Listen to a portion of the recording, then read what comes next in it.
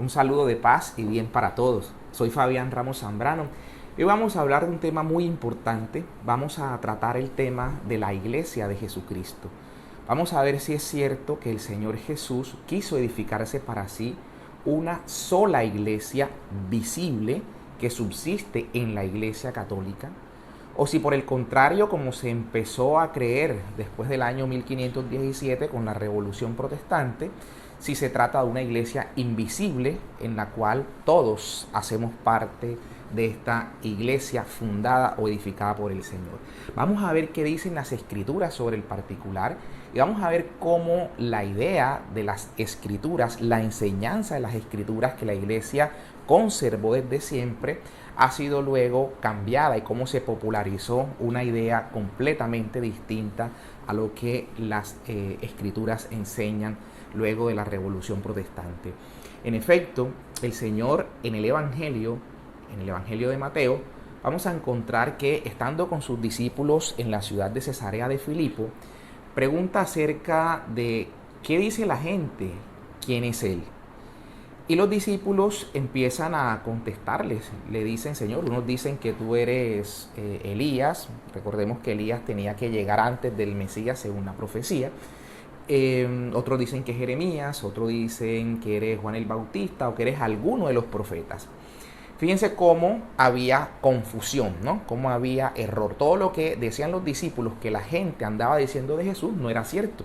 Jesús no era Jeremías, Jesús no era Elías, Jesús no era Juan Bautista. Eran errores, ¿no?, que había en la población, que había en la comunidad. El Señor Jesús entonces pregunta a los discípulos: ¿y ustedes quién dicen que soy yo? Pedro va a tomar la palabra y va a responder: tú eres el Mesías, el Hijo del Dios vivo.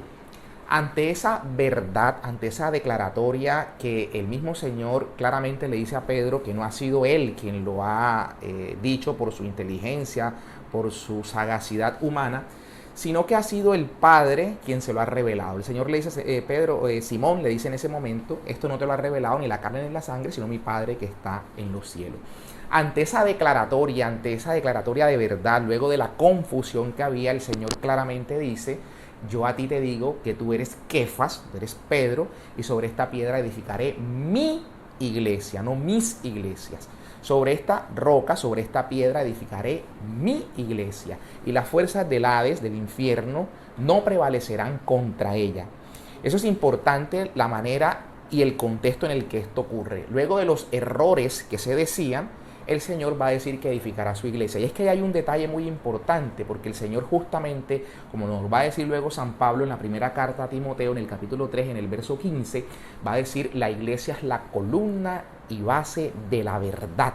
Entonces el Señor, sobre esa declaración verdadera de Pedro, que es revelada de lo alto, lo que quiere mostrar es eso, que va a edificar su iglesia sobre esa declaración de verdad de Pedro, diciendo que lo hace sobre Kefas, sobre piedra, que es justamente Pedro.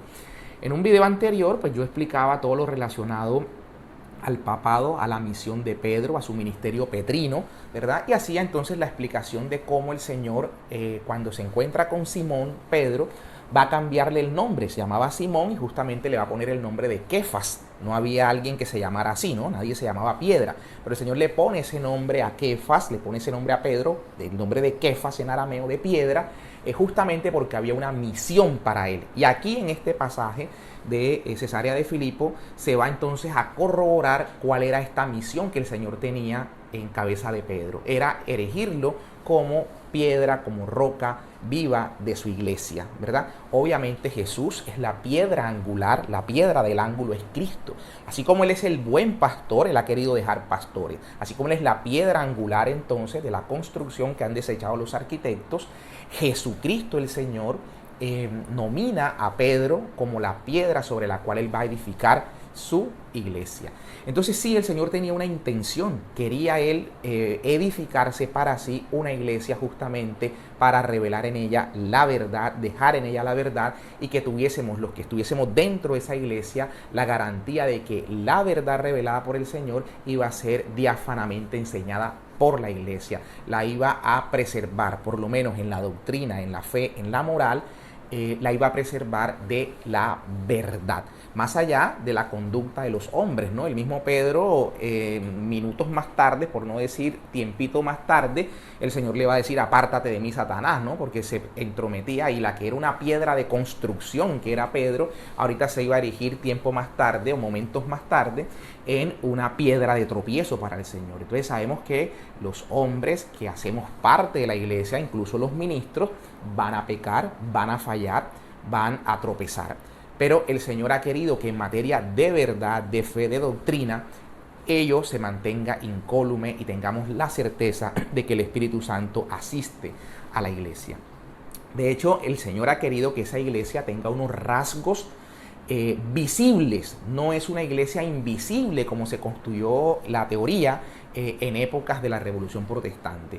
Vamos a ver, y sería bueno hablar en su momento sobre la Declaración de Augsburgo, cuando en 1530, luego de que la iglesia había excomulgado a Lutero, cosa que hizo en el año 1521, cuando al imperio romano germánico los turcos le atacaban, le amenazaban, se quiso buscar la unidad, el tratar de recomponer, y justamente se hace una declaración de la fe de los luteranos, de los que seguían a Lutero en ese momento, y allí hay una versión muy interesante, digámosle así, del concepto de iglesia. Si vemos esa declaración de Augsburgo de 1530, en las primeras declaraciones vamos a encontrar que Lutero y sus seguidores van a decir que ellos creen, incluso empiezan diciendo en Dios, en el Dios Trinidad, que la iglesia definió justamente en el concilio de Nicea, y van a decir creemos como en Nicea. O sea, es contradictorio esta declaración en el sentido que está reconociendo que en Nicea hay un gesto del Espíritu Santo y la autoridad del Señor, de la autoridad del Señor, que condenó el arrianismo, por ejemplo, y que condenó otras herejías. Y si vemos toda esa declaración de Augsburgo, vamos a encontrar que después de decir que creen en la Trinidad, hablan de la Inmaculada Virgen María. Y líneas más adelante empiezan a hablar en cuanto a la justificación, que condenan ellos. En ese momento dicen que condenan, por ejemplo, a los pelagianos que no aceptaban la gracia, o que por lo menos establecían que la gracia era fruto del esfuerzo humano, ¿no? Pelagianos que ya habían sido condenados por la Santa Iglesia Católica. Uno de los que llevó este liderazgo en estas batallas contra los pelagianos fue San Agustín, cuya memoria celebramos el día de ayer, 28 de agosto. Pero lo que quiero decir entonces es que ahí encontramos unas censuras por parte de los luteranos en ese instante, supuestamente condenando herejía, que era lo que la Iglesia Católica había hecho, y las batallas que con Atanasio, por ejemplo, la Iglesia había dado en su momento cuando se discutió contra el arrianismo, luego contra los macedonianos, las herejías del dificismo, todo eso que la Iglesia tuvo que combatir contra los novacianos, contra los docetas, todas esas herejías que se fueron dando a lo largo de la historia, la Iglesia las fue censurando, reunida en concilio, como justamente las Escrituras nos enseñan que la Iglesia ha procedido. Y bueno, y vemos que esas herejías lastimosamente se han retomado de otra manera, ¿no? De pronto modernamente hemos vuelto a revivir esas herejías, las hemos vuelto a ver en algunas denominaciones que se dicen cristianas. Pero bien, lo que ahorita quería señalar básicamente era el carácter visible de la iglesia, y que no puede hablarse, como en la declaración de Augsburgo se dijo, y a partir de ahí se popularizó esa idea de que la iglesia era una comunidad invisible, era una comunidad de aquellos que creían en Cristo, y se trataba entonces de una iglesia invisible, decían ellos, ¿no? Y esto, por supuesto, que no tiene ningún sustento y se contradice en la misma declaración de Augsburgo, cuando va a decir que basta para que haya iglesia, que haya unidad, dicen ellos, que haya unidad. Y entonces va a decir que esa unidad la habrá siempre y cuando se profese el Evangelio, las Escrituras se enseñen de manera unánime, dicen ellos. Si la Escritura se enseña de manera unánime, con eso basta, dicen ellos. Adicionalmente se administran los sacramentos. ¿Y cuáles sacramentos? Ahí vemos que Lutero jamás renegó, por ejemplo, del sacramento de la Eucaristía, entendiéndolo como el cuerpo y la sangre real de nuestro Señor Jesucristo, no simbólica, real. Dice claramente la declaración de Augsburgo.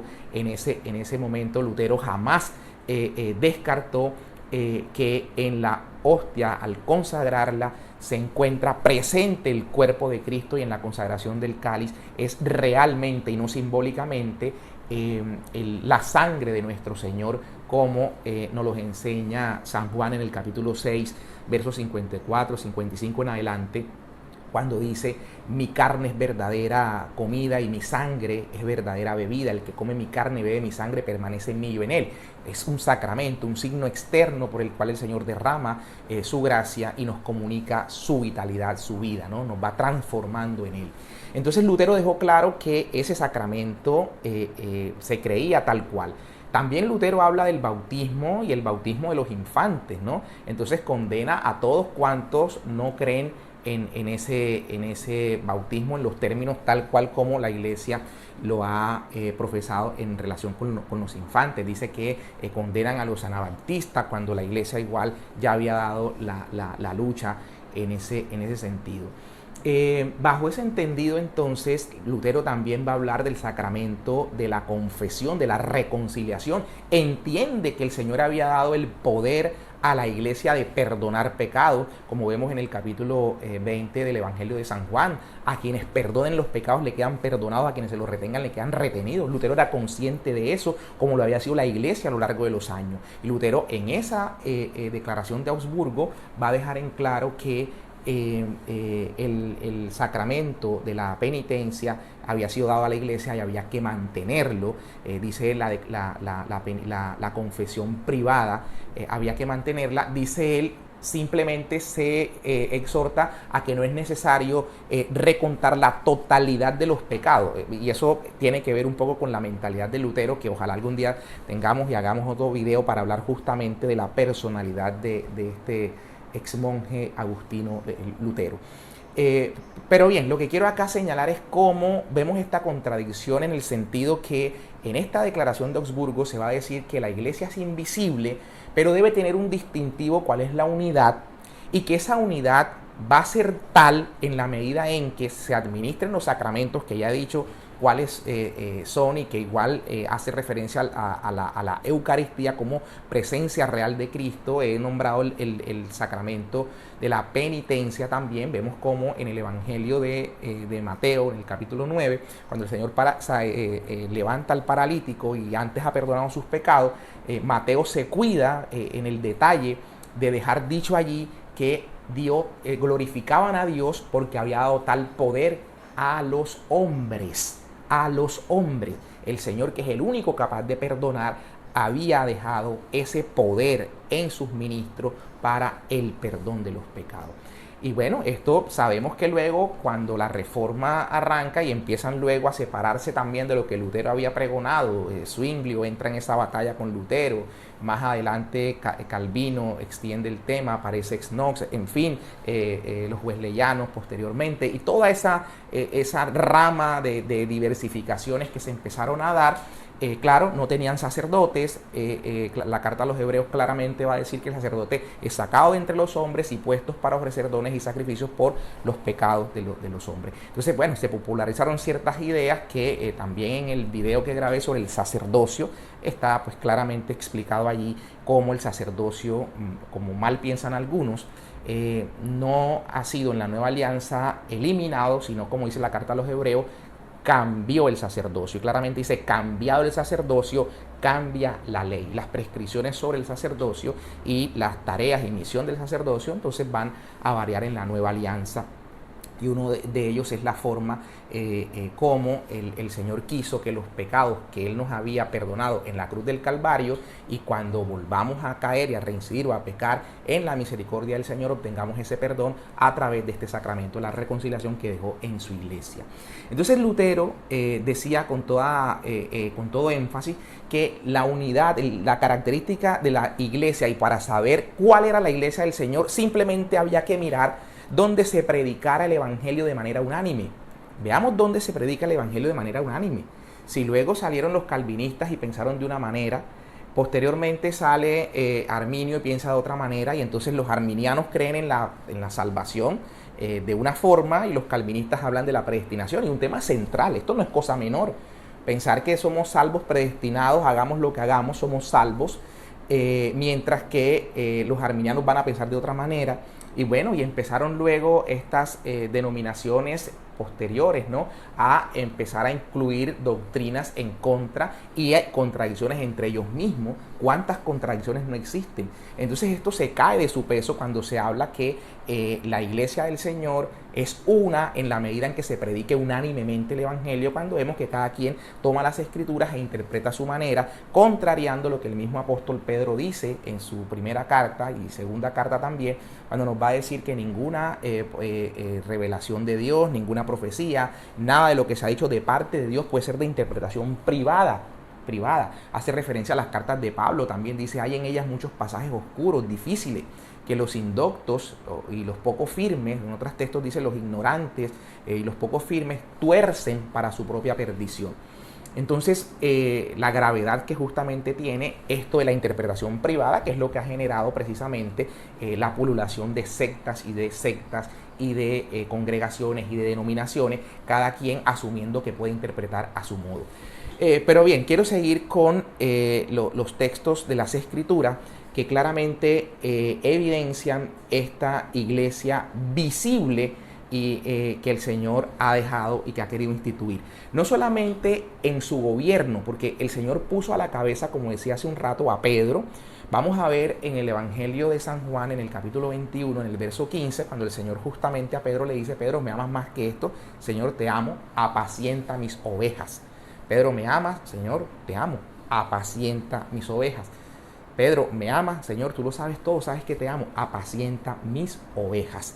Esa triple declaración del Señor, esa triple manifestación de Jesús, mostrando la relevancia de lo que estaba haciendo con Pedro en ese momento, da cuenta precisamente que el Señor quiso poner al frente como cabeza a uno de sus apóstoles, no los escogió a todos, escogió a uno, justamente para marcar esa unidad que debía ser visible.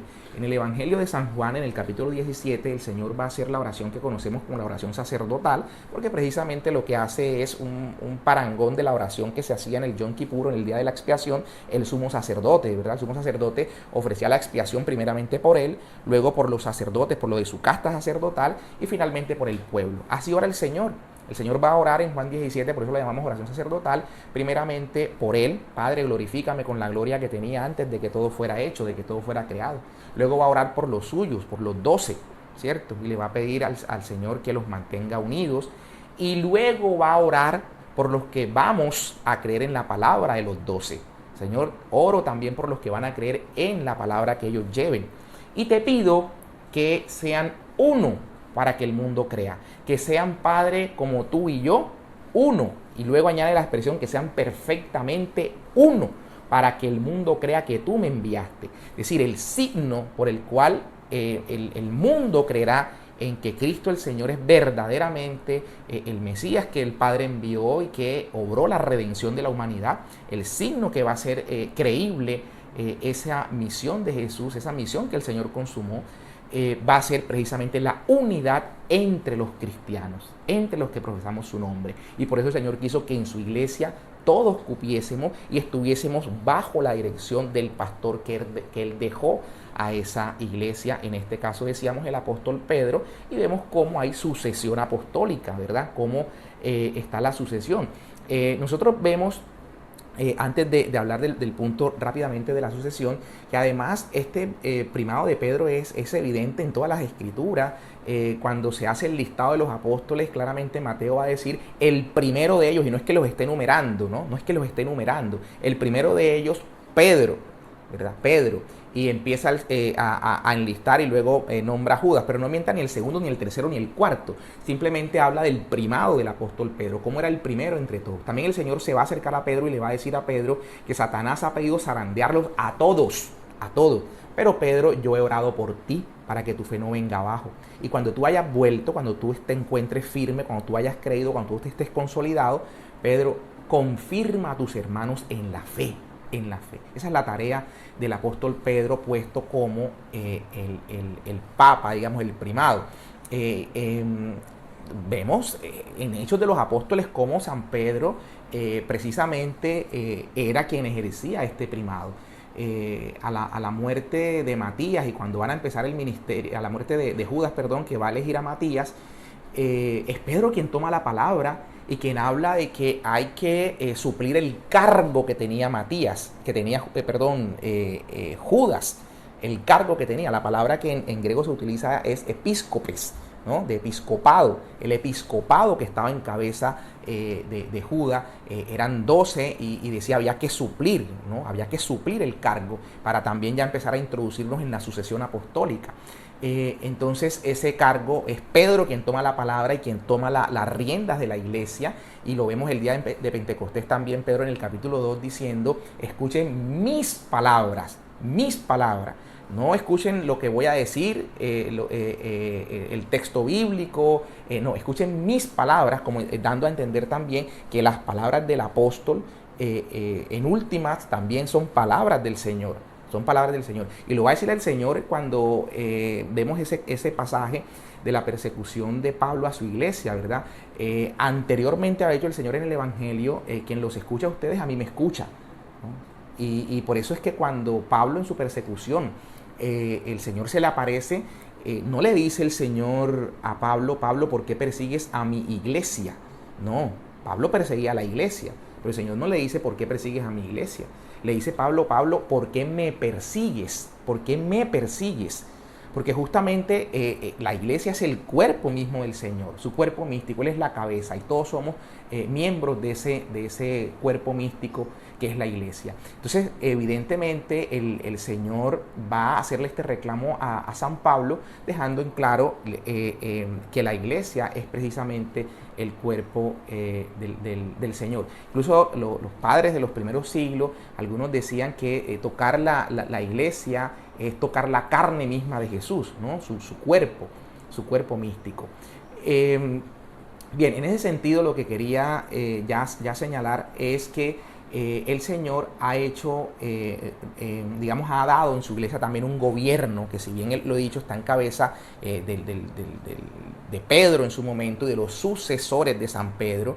Si vemos el libro del profeta Isaías en el capítulo 22, nos va a hablar el profeta Isaías de ese pasaje en el cual Eliaquín va a suceder en la mayordomía del reino de Judá, del reino del sur, va a suceder a Semná, ¿cierto? Y ahí hay un paralelismo importante con lo que pasa con San Pedro.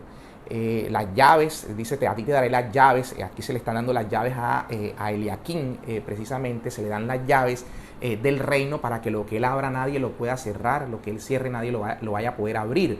Entonces el Señor, ese es el poder que le da de atar y desatar a San Pedro, justamente cuando le da las llaves, que son un signo de autoridad. Y dice en el libro de Isaías que él, el mayordomo, a quien se está nominando, será un padre para el pueblo de Judá. Será un padre. Por eso le llamamos papa, ¿no? Porque será un padre.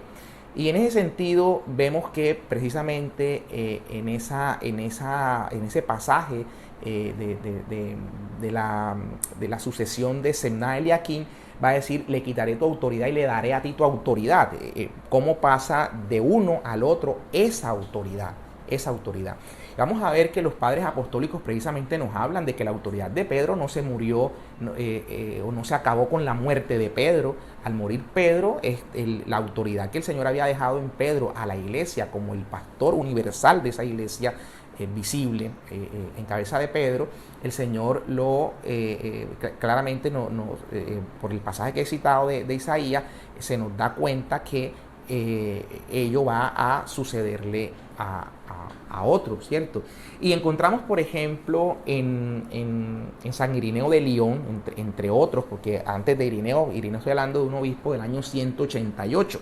Irineo, recordemos que si bien fue obispo de Lyon, había sido criado en Esmirna, junto con Policarpo, bien había sido discípulo de Policarpo, y Policarpo a su vez había sido discípulo del apóstol Juan. Entonces, si alguien sabía de qué estaba hablando, era este Irineo de Lyon. Irineo de Lyon escribe un libro, un texto contra los herejes, adversus herejes, en la cual está refutando, entre otras herejías, la del gnosticismo. Y en ese texto de Irineo de Lyon, él nos va a dar cuenta de quiénes habían sucedido al apóstol San Pedro después de su muerte. Él está hablando de la época en la que era Papa Eleuterio u obispo de Roma Eleuterio, y comienza entonces a decir que él puede demostrar la verdad de la iglesia a la que pertenece, la iglesia católica, contra estos gnósticos herejes, porque él podía demostrar que provenía, por ejemplo, la iglesia de Roma, dice él, la más antigua y con la que todas las iglesias deben estar de acuerdo.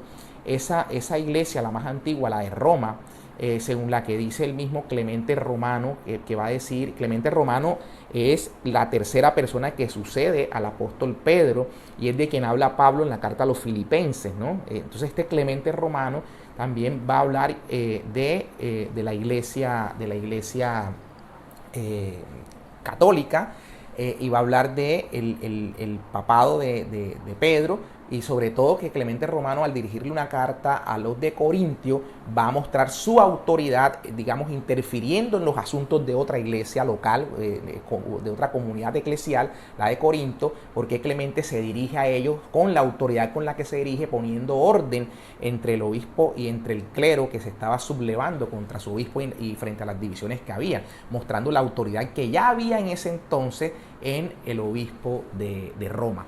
Ese es Clemente Romano. Pero estaba diciendo que Irineo de Lyon, obispo de Lyon en el año 188, cuando se dirige en su texto hacia los herejes, hacia los gnósticos, va a empezar a decirle Irineo que todos debían estar de acuerdo con esta iglesia que está en Roma, y que a la muerte de Pedro, dice él, yo puedo dar fe de los que han sido y de los que han ocupado esa silla de Pedro, la cátedra de Pedro, luego de la muerte del apóstol. Entonces habla de Lino, del que habla también Pablo en una de sus cartas, un colaborador de Pablo. Dice que a la muerte de Pedro le sucedió Lino como obispo de Roma, después Cleto, después Clemente, el que acabo de hablar, Clemente Romano, el que dirigió la carta a los Corintios justamente ejerciendo su autoridad.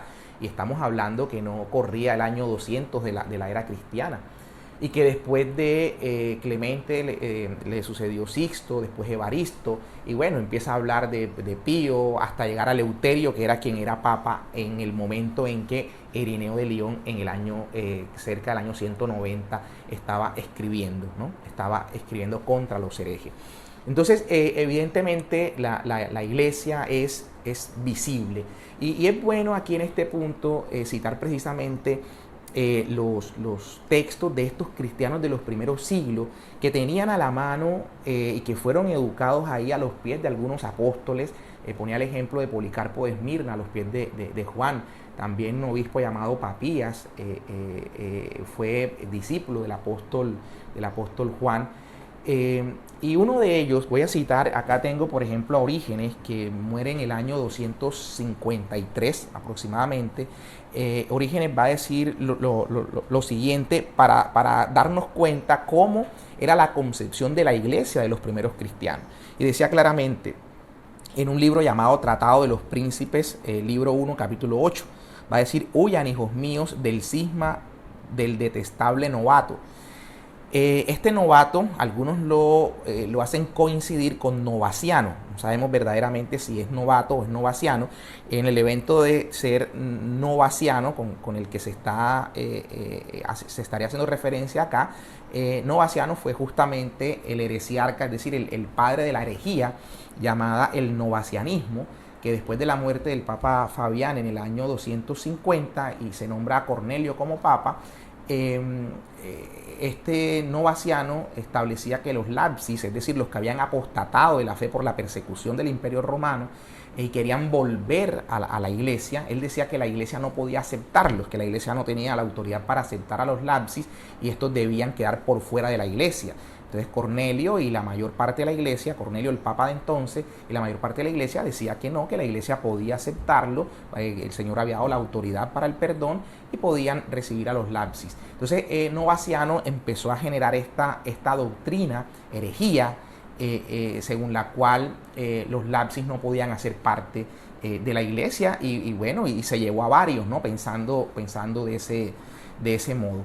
Entonces va a decir esto Orígenes, ¿no? De quien estoy hablando en este momento. Dicen: huyan, hijos míos, del cisma detestable de novato. Únanse a los católicos, dejen y abandonen los cismas, dejen y abandonen las herejías y únanse a la iglesia católica. Una sola fe los ilustre, una sola iglesia los junte. Y esta iglesia es la antigua y la que el gran Pablo reconoce y que ve en medio de ella la cátedra de San Pedro.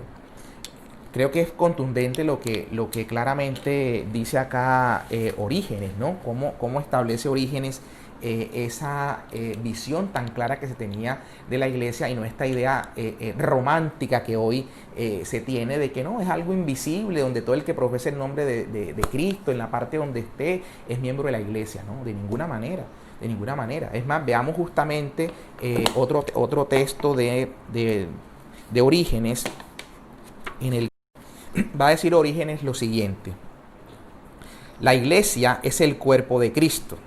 Tocar a la iglesia, que era el padre apostólico que citaba ahorita, tocar a la iglesia es tocar la carne de Cristo. Y atención a estas palabras que son muy contundentes. Va a decir: quisiera ser un hijo de la iglesia, no ser conocido como el fundador de alguna herejía, sino llevar el nombre de Cristo. Quisiera llevar este nombre que es bendición en la tierra. Este es mi deseo, que mi espíritu como mis obras me den derecho a ser llamado cristiano.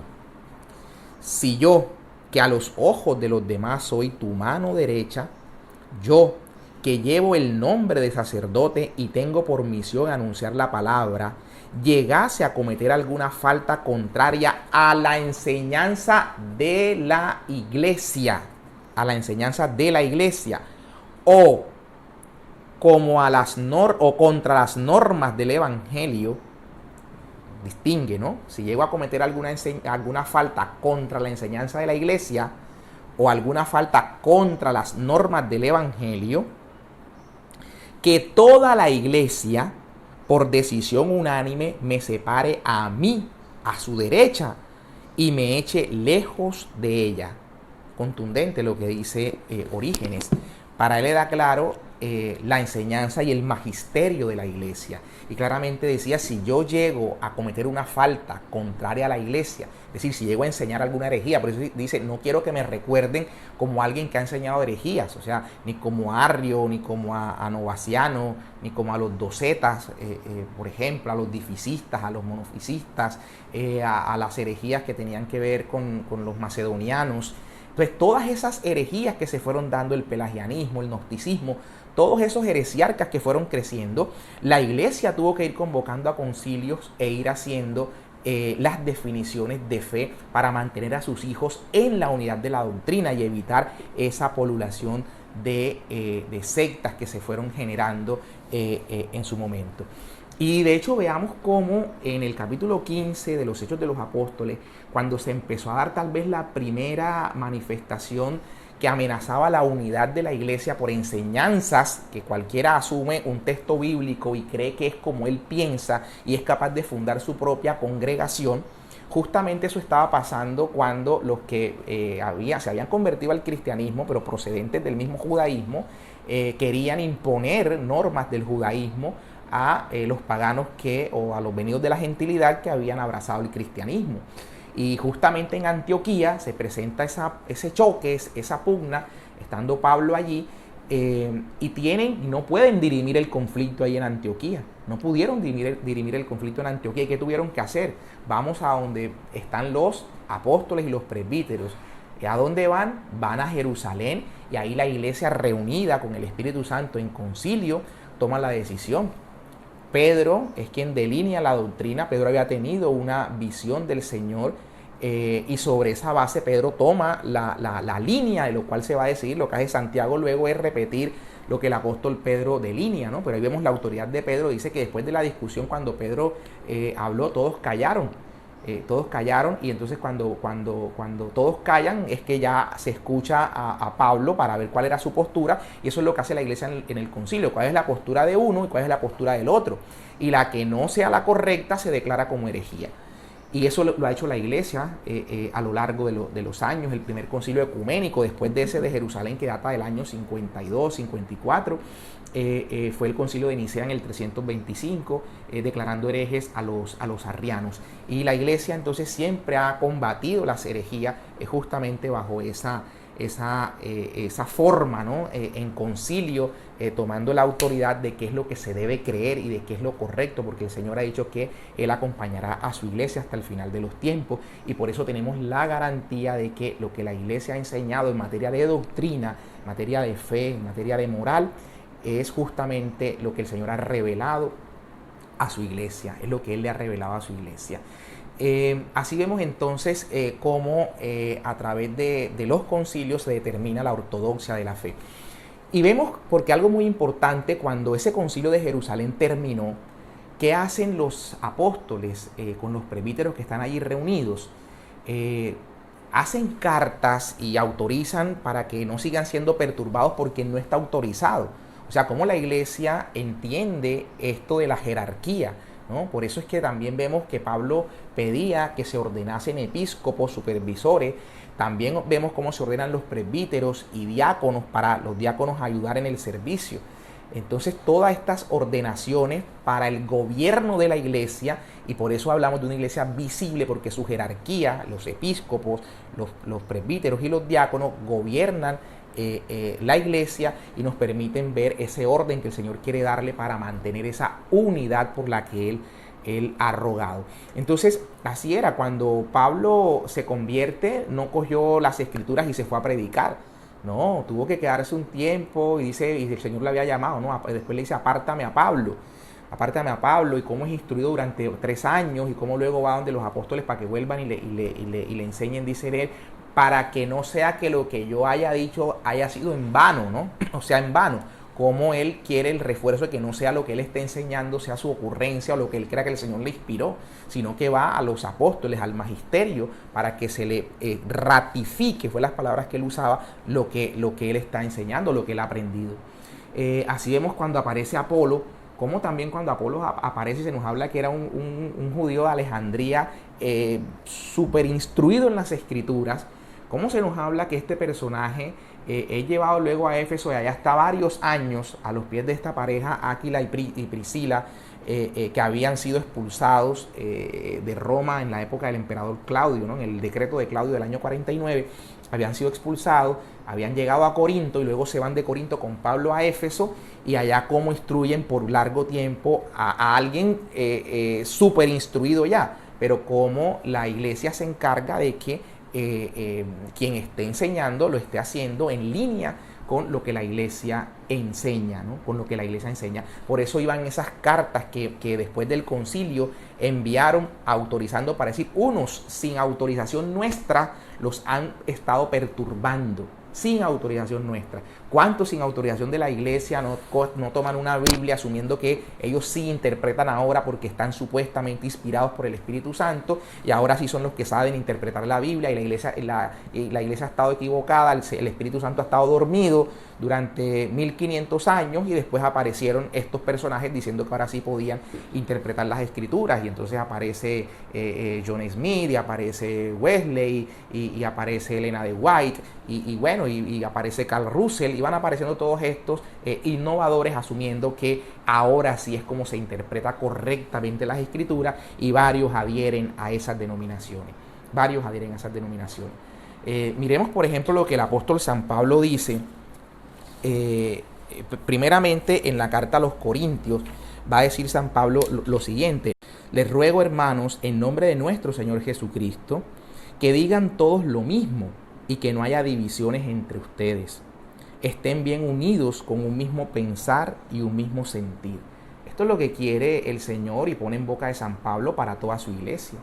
Y por eso es la unidad que la iglesia tiene en todas las partes del mundo, celebrando el único culto que el Señor quiso que se celebrara. Hagan esto en conmemoración mía. Nos dice que iban todos unánimes a la fracción del pan, y en todas partes del mundo celebramos el culto verdadero.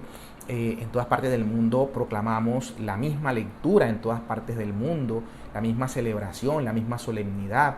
Estamos en todas partes del mundo creyendo los mismos presupuestos de la fe, la misma proclama de fe en todas partes del mundo. Esa es la catolicidad de la iglesia. Esa es la catolicidad de la iglesia. Entonces San Pablo está haciendo referencia a esto, ¿verdad? Estén bien unidos con un mismo pensar y un mismo sentir. En otros textos dice con un mismo criterio. Entonces ver esas disparidades que existen hoy entre una denominación y otra, evidentemente se contradice lo que las escrituras están señalando. Pero la unidad de la iglesia es clara, porque todos estamos bajo un mismo criterio, como se nos enseña. Sigue diciendo el apóstol Pablo: pues hermanos, me he enterado por los de Cloé de que hay discordias entre ustedes. Y les digo esto porque cada cual anda diciendo: yo soy de Pablo, yo soy de Apolo, yo soy de Cefas, yo soy de Cristo. Esto es muy cierto, y si lo traspolamos a hoy, es lo que estaríamos oyendo. Yo soy de Lutero, porque yo me quedo con la profesión de Augsburgo, y nosotros somos luteranos. Yo soy calvinista, yo creo en lo que dijo Calvino en la Confesión de Westminster, eso es lo que creemos, dicen algunos. Otros van más allá y dicen: no, nosotros hicimos nuestra propia confesión. Entonces, cuando pues se crea pues la iglesia bautista, y luego la bautista reformada, luego viene Wesley y crea los metodistas, y entonces entre los metodistas hay una gran gama de creencias, y años más tarde surge el pentecostalismo, y vemos cómo dentro del pentecostalismo están los unicitarios y los trinitarios, y cuántas ramas y cuántas denominaciones, todos diciendo: yo me llamo pentecostal, yo me llamo pentecostal unido, yo me llamo calvinista, yo me llamo arminiano. Entonces son divisiones en últimas, cada uno creyendo lo que su propio padre en la fe le generó, ¿no?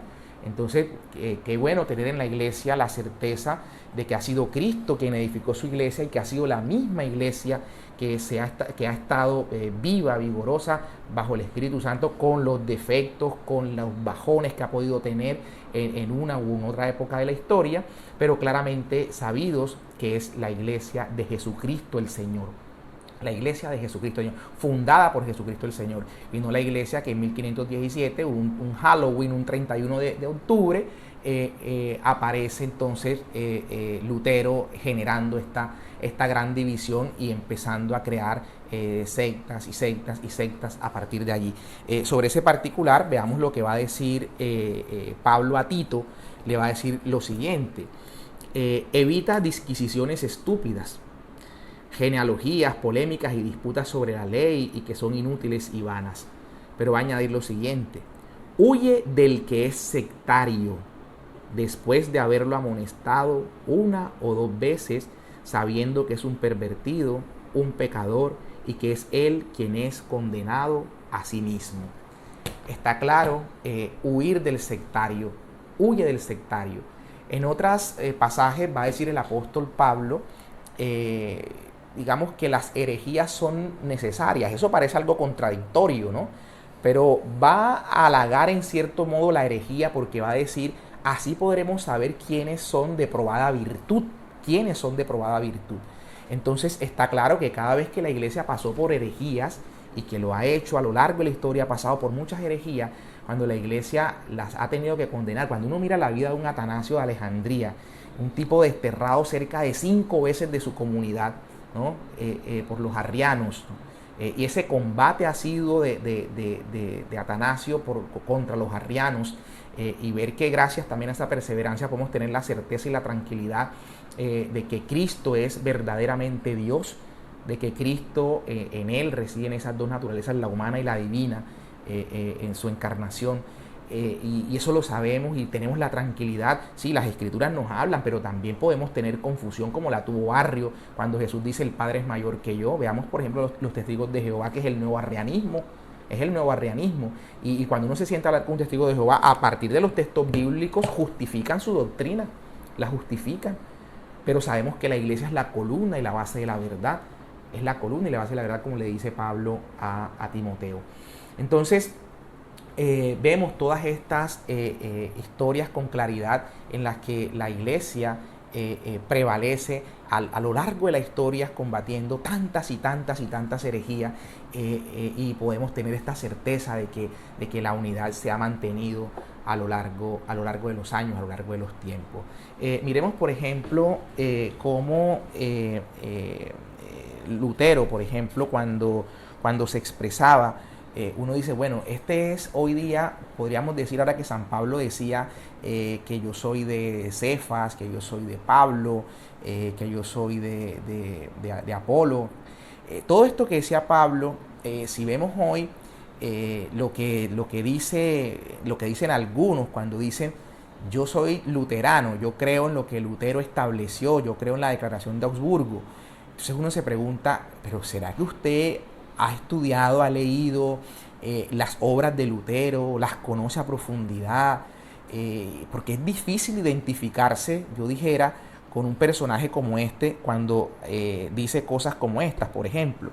Lutero criticando pues al Papa de la manera tan acérrima como lo confrontaba, no lo confrontaba, digamos, como se refería a él, pero bueno, el que criticaba al Papa, va a decir, de hecho Voltaire en épocas de la Revolución Francesa, va a decir, ahora cada uno es su propio Papa. Y de verdad que eso es lo que esta doctrina peligrosa generaron, porque ahora no tenemos la confianza que el Señor ha dejado en la iglesia y en la persona que ha puesto al frente para gobernar la iglesia, que el Señor le ha dado las llaves y le ha dicho que lo que ate aquí quedará atado en el cielo, lo que desate quedará desatado también en el cielo. Hoy cada quien es su propio pontífice, decía Voltaire. Y justamente veamos lo que dice Lutero sobre el particular. Lutero va a decir esto: quiero que mi enseñanza, lo que él estaba predicando, enseñando, quiero que mi enseñanza no sea juzgada, tampoco por todos los ángeles, puesto que estoy seguro de ella, estoy seguro de mi enseñanza, no de la de Lutero, estoy seguro de ella. Quiero ser mediante ella su juez y también el de los ángeles, como dice Pablo en Gálatas 1:18, ¿no? Y cómo cita la Biblia de chévere Lutero para justificar sus tesis.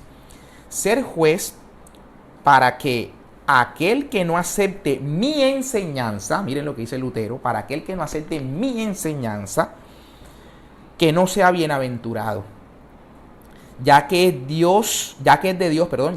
Dios y no mía. ¿Qué tal? La enseñanza de Lutero, dice él, no es mía, dice él, esto es de Dios. Y así vemos muchos, ¿no? Por eso es que claramente dicen los profetas, se han entregado a la fábula, a la seducción de sus corazones, ¿no? Son sus propios sueños, el propio deseo de sus corazones lo hacen pasar como proveniente de Dios, como palabra de Dios. Entonces claramente dice, ya que es de Dios y no mía, por esto mi juicio es también el de Dios y no mío. ¿Qué tal? El juicio de Lutero, dice él de sí mismo, que su juicio no es de él mismo, sino que es de Dios. ¿Qué tal este señor? ¿Qué tal? Bien, esto, la cita pues está tomada de un texto de Martín Lutero, escrito en 1525, del Boston College 1999, volumen 10, página 107, para los que deseen buscarlo, ¿no?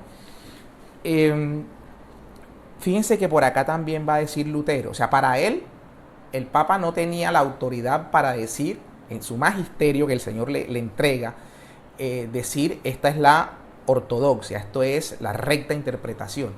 Eso no lo tiene el magisterio de la iglesia, lo tiene él, ¿no? Y por eso es que claramente él está creando su propia iglesia. Eso fue la intención, salir de la iglesia para aliarse en ese momento con los príncipes del momento, sobre todo con el imperio romano germánico, y asumir la iglesia como estatal, la iglesia luterana. Y de hecho así es, ¿no? En Alemania gran parte profesa el luteranismo. Sin embargo, vemos cómo hoy tantos y tantos que han vuelto a las fuentes primarias, a revisar la historia de la iglesia, que era lo que creían los cristianos en los primeros siglos, se creía o no en la autoridad del Papa. La iglesia era, verdad, invisible, como dice Lutero, y todos eran la iglesia, o la iglesia tenía una jerarquía y era una iglesia visible, se perdonaban los pecados, el bautismo de los niños, etcétera, la celebración de la Eucaristía, todo esto lo empiezan a ver muchos y claramente no tienen opción que volver a la fe católica. Entonces muchos han abandonado el luteranismo, volviendo a la fe de la iglesia. Miren lo que dice Lutero también, y vemos digamos, su talante, ¿no? Aquí lo vemos. Yo no tengo mejor remedio que la ira, pues si quiero escribir, rezar y hablar bien, entonces debo estar airado. Entonces se refresca toda mi sangre, mi entendimiento es agudizado y todas las impugnaciones ceden, ¿no? O sea, como según él piensa, y así escribía, airado. Y de esto van a dar fe el mismo Calvino y Zwinglio, o sea, sus mismos compañeros de reforma, entre comillas, le van a censurar a Lutero esa actitud, digamos, colérica, y entre ellos van a generar una gran confrontación, precisamente porque pues cada uno quería sobresalir en cuanto a la tesis, a la doctrina que cada quien estaba en ese momento fundando y pretendiendo crear sus propias iglesias. Por ejemplo, va a decir aquí Lutero, Zwinglio, refiriéndose a Lutero, ¿no? Le va a decir lo siguiente: ¿ven cómo se esfuerza Satanás por apoderarse por completo de este hombre? No es raro el verle contradecirse de una página a otra. De una página a otra. Al verle entre los suyos, le creerán poseído de una falange de demonios. Mírense las expresiones de Zwinglio, que es quien lleva la reforma protestante inicialmente a Suiza. Si bien allá en Suiza quien predominó fue Calvino posteriormente, pero quien la lleva realmente es Zwinglio. Y va a decir esto de Lutero, ¿no? Como dice que quien ve a Lutero, lo que ve es a un personaje que se contradice de una página a otra y que pareciera estar poseído por una falange de demonios. Miren ustedes las expresiones. Y Juan Calvino va a decir lo siguiente del mismo Lutero: verdaderamente Lutero es en extremo vicioso. Rogaría a Dios que se hubiera cuidado de refrenar la intemperancia que trasciende de toda su persona. Rogaría a Dios que se hubiera parado un poco a reconocer sus vicios. Lutero no ha hecho cosa que valga. Miren ustedes, Lutero no ha hecho cosa que valga. Pero ¿cómo así si lo idolatran? Porque Lutero fue el padre de la reforma y el que acabó con toda esa mentira de la gran Babilonia, de la gran ramera, de esa iglesia prostituida.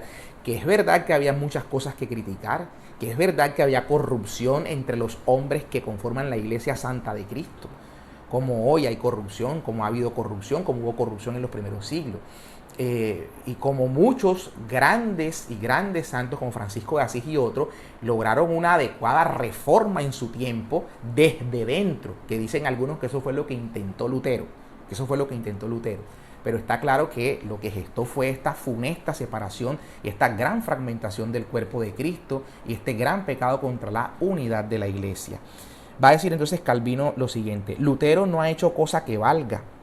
No conviene entretenerse en seguir sus huellas siendo papista a medias, ¿no? O sea, como Calvino lo que va a entender es, hombre, Lutero, ¿por qué? Porque Lutero no se separó de cosas fundamentales de la iglesia.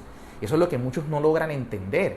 O sea, Lutero, al momento en que hace toda esta situación y se va de frente contra la iglesia, él entendía que había cosas inamovibles porque como monje que había sido y profesor en la universidad, tenía algunas cosas claras. Y por ejemplo, el tema del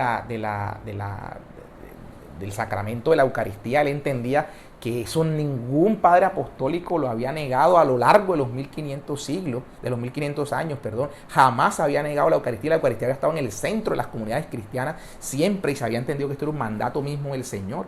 Entonces Lutero no podía aborrecer y despotricar de la Eucaristía. Entonces por eso va a decir Calvino, es un papista a media. Lutero no echó por tierra la confesión de pecados porque sabía que de una u otra manera el Señor había dejado el sacramento de la confesión en la iglesia. Entonces lo trata de papista a medias, ¿no? A medias, porque él se fue con la radicalidad absoluta de prescindir completamente y apartarse lo que más se pudiera de las doctrinas que en la Iglesia de Cristo se habían conservado por la misma asistencia del Espíritu Santo por cerca de 1500 años en ese momento. Entonces va a decir, vale más fundar una iglesia enteramente nueva. Mírense las palabras de Calvino. Vale más fundar, o sea, lo que ha hecho Lutero no vale nada. Lutero no ha hecho cosa buena, no ha hecho cosa noble hasta ahora, ¿no? Porque es un papista media. En cambio yo, diría él, esto ya son palabras mías, ¿no? Porque él lo que dijo textualmente fue, vale más fundar una iglesia enteramente nueva. Pero si está criticando a Lutero, que no vale nada lo que ha hecho Lutero, dice no ha hecho nada que valga, y una de las razones es porque es un papista a medias, y si está diciendo ahora que vale más, sí es de valor fundar una iglesia nueva, pues eso es lo que él está haciendo y fundó su calvinismo, ¿no? Entonces eso es lo que está haciendo Calvino. Y bueno, y muchos se le han ido asumiendo, y ese es su padre, ese es su fundador. ¿Quién fundó tu iglesia? ¿Quién fundó tu iglesia? La iglesia la fundó Calvino. La mía la fundó Cristo el Señor, y la fundó desde que le dijo a Pedro, sobre ti edificaré mi iglesia, y desde que en la cruz brotó agua y sangre del costado, y cuando el día de Pentecostés envió su Espíritu Santo y le dio poder a los apóstoles para predicar justamente en el seno de la iglesia, y ese día se convirtieron más de 3000, y dice, iba agregando más a los que habían de ser salvos a la iglesia, Entonces dice, tu escuela, le decía Calvino a Lutero, tu escuela, le va a decir, no es más que una hedionda porquera. Lo oyes perro, lo oyes frenético, lo oyes bestia. Eso es lo que le está diciendo el señor Calvino en estos términos a Lutero. Bueno, hay otras citas por acá de Erasmo de Rotterdam que en mi opinión todo un humanista, ¿no? Y lo conocemos como un gran humanista, Erasmo de Rotterdam, decía de Lutero lo siguiente: las gentes de bien no pueden menos de lamentarse del cisma funesto que has introducido en el mundo con tu arrogancia desenfrenada y sediciosa.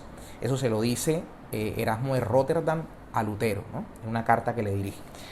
Lutero empieza a perder las simpatías de sus discípulos hasta el punto de que muchos de ellos le tratan de hereje y afirman que, despojado del espíritu del evangelio, ha sido abandonado a los delirios del espíritu humano. Eso, entre otras, ¿no? Entre otras, ver también cómo Lutero se expresaba él de los judíos, ¿no? Cuando invitaba a quemar las sinagogas de los judíos. Cómo Hitler, muchos años después, va a decir de Lutero que es un héroe, y que apenas ahora, dice, son palabras de Hitler, y que apenas ahora estamos viendo a los judíos tal como él los vio, ¿no? O sea, como si no hay gran soporte de la si se le quiere llamar así, ¿no? de la base teórica sobre la que se fundaron estas atrocidades del nazismo, cómo descansan gran parte de ellas en este personaje Lutero, y cómo para Hitler Lutero era un héroe. Tenemos el testimonio también de una de las personas que estuvo cerca a Lutero sobre su muerte. Se ha tejido versiones sobre la muerte de Lutero, pero vemos cómo uno de sus propios discípulos, de los criados, digámosle así, de Lutero, testifica sobre cómo lo encontraron ahorcado en el lecho de su cama, ¿no? En el techo de la cama. Eso lo relata el mismo criado de Lutero que vio la escena. Entonces, todas estas cosas como para ir dejando en claro cómo esta funesta situación que hoy muchos aplauden, halagan, es verdad que han habido situaciones que censuraran a la iglesia, no solo en época de Lutero, sino que hoy también tendríamos razones para criticar en muchas diócesis. Miren este escándalo lamentable de las violaciones de los sacerdotes a menores, de algunos sacerdotes a menores, un tema atroz, eso no tiene presentación. Pero gran parte de esto tiene que ver con que la iglesia, que es una, que es santa, en esto de que es santa es porque Cristo ha dado su espíritu a la iglesia y es su cuerpo místico la iglesia, por tanto es santa, pero está conformada por personas como tú, como yo, pecadores. Y nuestro pecado es justamente lo que mancha esta iglesia del Señor, nuestro pecado. El Señor cuando reviste a Pedro y nos da en él la certeza de que su espíritu le guía y de que conduce a la iglesia con inerrancia, está hablando de infalibilidad en cuanto a la preservación a los fieles de error en cuanto a la doctrina, pero no de, llamémosle, impecabilidad, ¿no? No impecabilidad. Por supuesto que el Papa, el obispo de Roma, sea cual sea, está claramente susceptible de pecado. Por aquí vimos con todo lo que la gente habla del Papa Francisco, bueno, su bondad, su misericordia que no se oculta, pero vimos cómo en una reacción que tuvo el Papa le da un manotón a una señora, ¿no? Uno dice, es una reacción de un ser humano que falla y que se equivoca, y que en cualquier momento amerita digamos, exhortación de algún hermano en el episcopado, como pasó con Pablo y Pedro, ¿no? Cuando Pedro tenía esa conducta ambigua, conducta, no doctrina. Pedro fue quien formuló la doctrina que se acogió en el concilio de Jerusalén. Pero la conducta que estaba mostrando Pedro, comiendo de todo con los gentiles, ¿no? Con los gentiles vueltos al cristianismo, pero cuando llegaban los judaizantes, se paraba y mostraba una cierta doblez en ese comportamiento que Pablo dijo, esto es digno de reprensión. Entonces la conducta, por supuesto, pero la doctrina está clara, como Pablo tenía que ir hasta los apóstoles para que le dijeran a ver si es que él no estaba predicando en vano, ¿no? Si no estaba predicando en vano. Vemos, por ejemplo, cuando Pedro muere justamente en Roma, es que dicen, no, es que la Biblia no dice que Pedro estuvo en Roma. Entonces eso es invento de la iglesia. No, la historia claramente nos muestra que Pedro vivió en Roma y de hecho, está probado que el pasaje que encontramos en la carta de Pedro cuando dice que está con Marcos y que los saluda desde la iglesia de Babilonia, de la iglesia que está en Babilonia, se está refiriendo metafóricamente a Roma. No solamente lo cuenta Eusebio de Cesarea en su libro Historia Eclesiástica, sino que evidentemente los antecedentes muestran que así era. Por eso se habla de la Roma, no la iglesia, como algunos dicen que la gran ramera es la iglesia de Roma, no, el imperio, el estado romano. Entonces, así como se nos habla de la ciudad de las 7 colinas, y se nos habla de, por ejemplo, en el año 70, cuando era emperador Vespasiano, había justamente una moneda en la que se veía una mujer sobre las 7 colinas, ¿no? Como esa descripción que hace Juan en el Apocalipsis de la ramera, refiriéndose a Roma. Y es la razón por la que dice la Gran Babilonia. Entonces siempre ha habido esa asociación entre Babilonia y Roma, y hay unas razones teológicas también por las cuales se entiende que, por eso Pedro cuando empieza a hablar, habla de los dispersos, ¿no? Como cuando el pueblo estaba exiliado en la Babilonia, por eso ahí habla de desde Babilonia, era desde Roma, y justamente Papías, obispo de la Hierápolis, Papías que nace cerca del año 70 aproximadamente, obispo de Hierápolis en Asia Menor, este Papías va a dar fe de que Marcos escribió su evangelio en Roma, mientras Pedro predicaba. Recordemos que Pedro llega a Roma y se dice que Pedro llega a Roma justamente por la herejía de Simón el Mago. Simón el Mago va a Roma, a donde los grandes heresiarcas iban, precisamente para expandir desde ahí sus doctrinas y sus herejías. Es la razón por la cual el cristianismo también abarca con mucha facilidad y podemos hoy en día casi todas las partes del mundo, se le debe a que desde el corazón de Roma se expandió con mucha facilidad, sobre todo después del 313 del Edicto de Milán. Pero Pedro llega, repito, a Roma y confronta a este Simón el Mago, para acabar con esta herejía, desterrándola justamente. Entonces Marcos escribe su evangelio allí, el evangelio de San Marcos, y dice Papías que Pedro ni lo impulsó a escribir ni tampoco lo detuvo, ¿no? Ni tampoco lo detuvo, porque Jesús no mandó a escribir, Jesús mandó a que se predicara el evangelio, y el evangelio se predicó de viva voz, y solo hasta el año 51 es que Pablo fue el primero en poner por escrito uno de los textos, su carta a los tesalonicenses. Pero lo que quiero señalar acá es que este Papías da fe de la presencia de Pedro en Roma, donde se escribiría por parte de Marcos el evangelio. Por eso Pedro va a decir desde Roma. Incluso esto lo corrobora Clemente de Alejandría. Que también es el primer cristiano prominente de Alejandría. Esta que fue a evangelizar Marcos fue el primero en evangelizar a Alejandría. También nos va a dar fe de esa presencia de Pedro en Roma, donde Marcos escribe su evangelio. Clemente, de hecho, escribe esto en un texto que él, pues, digamos, donde nos da fe de este hecho en el que Marcos y Pedro en Roma, rebatiendo justamente a este Simón el Mago. En un libro que se va a llamar, en la traducción que se hizo al latín, se llamó las disposiciones. Bien, entonces todo esto pues para probar cómo en Roma, como va a decir San Ignacio de Antioquía, porque fue el primero en llamar a la iglesia católica. Católica no es un nombre que la iglesia se autocolocó en algún momento de la historia y fue y registró y se llama la iglesia católica. No, la iglesia es católica, digamos ontológicamente la iglesia es católica por su esencia, ella es católica para todos, ¿no? Católico viene de cato, que es para todos, ¿no? Para todo, catoliquez.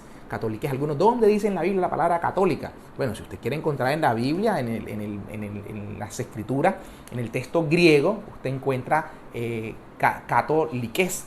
Usted encuentra la expresión en el capítulo 9, cerca del verso 31, usted la va a encontrar en griego en esa manera, ¿no?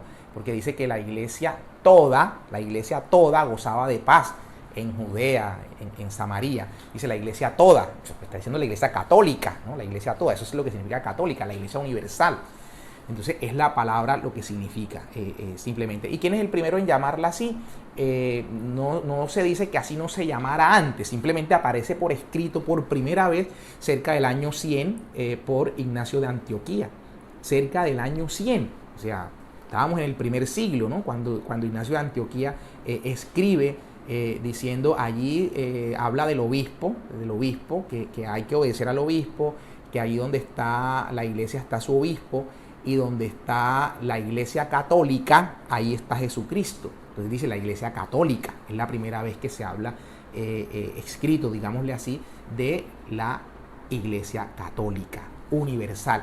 ¿Y por qué es universal? Porque el Señor dijo vayan por todo el mundo, ¿no? Por todo el mundo. Y porque San Pablo también lo expresa con toda claridad. Ya no hay judío y griego, ya no hay esclavo y libre, hombre, mujer, ¿no? En la iglesia caemos todos. Pero entonces todos bajo el gobierno de la iglesia, bajo la doctrina unánime, completa que la iglesia enseña. Entonces estos, digamos, son los puntos más relevantes que quería señalar sobre la iglesia y justamente desde el punto de vista de la iglesia como visible, ¿no? La iglesia visible. Y eso entonces para dejar en claro que el Señor Jesucristo fundó una sola iglesia y quiere que esa iglesia, como se ha mantenido por todos estos tiempos, mantenga esa unidad. Y espera, por supuesto, que los que viven fuera, separados de la iglesia, como muchos cristianos han venido volviendo al seno de ella, los que se han dedicado a revisar la historia, a mirar todos estos antecedentes, seguramente no van a tener una razón, si son sinceros, ¿no? Si son sinceros, no van a tener razón para mantenerse fuera de la iglesia, sino no van a restar en su fe, no van a restar en su fe, van por el contrario a sumarle a la fe, porque van a encontrar la plenitud de la fe. Una vez escuchaba yo a una señora, Christine Franklin, recuerdo se llama, una misionera bautista. Esta misionera decía algo muy interesante. Ella decía, mire, volvió al catolicismo, nunca fue católica, se crió como bautista, pero luego empezó a preguntarse estas cosas, ¿verdad? Se fue a misionar en Nicaragua. Y bueno, después de mucho tiempo en misiones y demás, empezó a encontrarse con estas verdades, y finalmente ella decía algo que en mi opinión es muy cierto. Ella decía, es que yo me pinto como si antes estuviese, dice ella, cuando era protestante, en el palacio del rey, pero en el sótano, ¿no? O sea, estaba en una parte, nunca había subido, no me había dado cuenta que habían otros pisos. Ahora puedo caminar por todo el palacio sabiendo que puedo disfrutar de todo él. Y pienso que eso es lo que termina pasando, ¿no? Cuando se abraza la plenitud de la fe. ¿Por qué? Porque el hecho, por ejemplo, de comer el cuerpo y la sangre de Cristo, participar de la mesa de la Eucaristía, no un símbolo ni mucho menos, sino comer el verdadero cuerpo y la verdadera sangre del Señor, el perdón de los pecados que el Señor nos regala en el sacramento de la penitencia.